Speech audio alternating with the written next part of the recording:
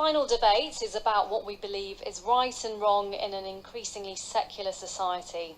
Is religion still a good moral guide? For those who have a strong religious conviction, how difficult is it to feel fully part of society while not compromising their faith? Should those who have no faith accommodate views based on a God they don't believe in?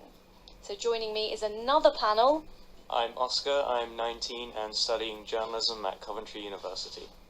I'm Rory, I'm 21. I study Spanish and teach English as a foreign language at Coventry University. Hi, my name is Sharon, I'm from Manchester, I'm 22 and I'm in second year of Cov Uni studying economics. Hello, my name's Aran, I'm studying international relations first year and I'm from Coventry. Right, so where do you get your moral code from? Is it based on your religious faith? Aran? I'm not a strictly practicing Sikh, but it's still there as a constant influence in your entire life, I feel. For example, in Sikhism, selfless service is a big factor in it. And I do like to be able to help people out with even small things in life. And it's not necessarily about asking for something in return. You help them out on their road, and it comes at no cost to you, so I think it's a very important thing to do. I bring in the Dalai Lama here, because he said, this is my simple religion. There is no need for temples, no need for complicated philosophy. Our own brain, our own heart is our temple. The philosophy is kindness. You're nodding there. Well, I think it's something you'll notice through the generations. There's been almost a dilution of dogma, if you will. If I look, for example, to my grandparents, they are currently strictly religious. Mm-hmm. To my parents, occasionally religious. Myself, not strictly observant. It seems as time goes on, people are shedding the dogmas, but still retaining the core essence. Do unto others as you have them do unto you. Without a million different rules of when you can eat certain kinds of food and how often you should fast. Who among us can confidently say that in every situation we know what is right and what is wrong? Now, that's not to say that in a crisis we shouldn't act, but strong-willed morals can occur on both sides of a perspective. But Oscar, if you're not taking any action, how can you take the right action? Well, you know, what if the action ends up being the wrong action? Exactly, you can take a step back, observe the situation. Hang on. Why would you not do anything? Hang on, let Aran finish. Look, if you're not doing the right thing, doing the right thing is the most important. For example, during World War II, the world stood by while the Jews were killed. Any action is often better than no action.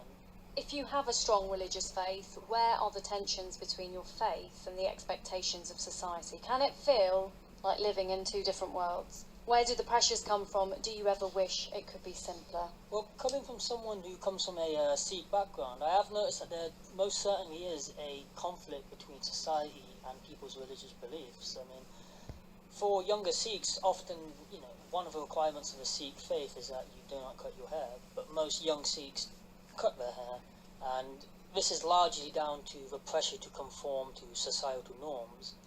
So there's always going to be this clash, but I don't think the main defining characteristic of Sikhism is some bodily characteristic like hair.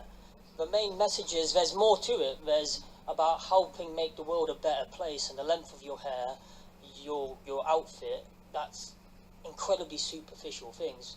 And a lot of religious people get caught up on these superficial things, and they waste so much energy on it, they're not doing any good work. So are they even religious at all if they're getting caught up on the physical world when it's all about the spiritual world, the moral world?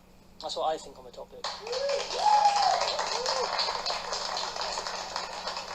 Can it be confusing, though, living in multicultural Britain at times when you're projected with so many people of different faiths and you're trying to abide by your moral values? Yes, it's a bit strange, but all the good stuff happen outside of your comfort zone. That's the special zone.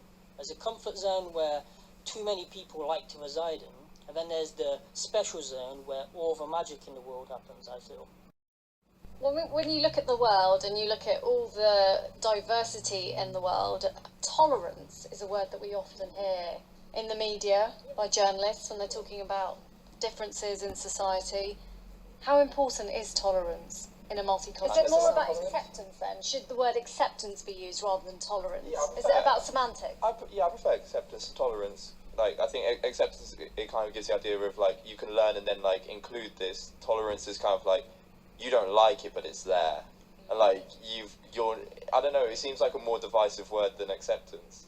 But tolerance is the first step towards acceptance. There's certain bad things which you cannot tolerate. For example, female genital mutilation. There must be intolerance for that in British society because it's doing innumerable people massive harm. We can't tolerate that, can we? That's not moral whatsoever. Sharon, you're nodding profusely. I'm just really thinking, like, no, what he was saying was completely, like, right. I agree with that 1000%. Thank you so much. Thank you very much. Last but not least, can I invite group number 3 to the stage, please? Right, well, I'm looking forward to this. You were debating religious versus secular morality. What a topic. What have you come up with? Love is at the forefront. If you're not taking any action, then how can you take the right action? Are right and wrong absolute? Absolutely not.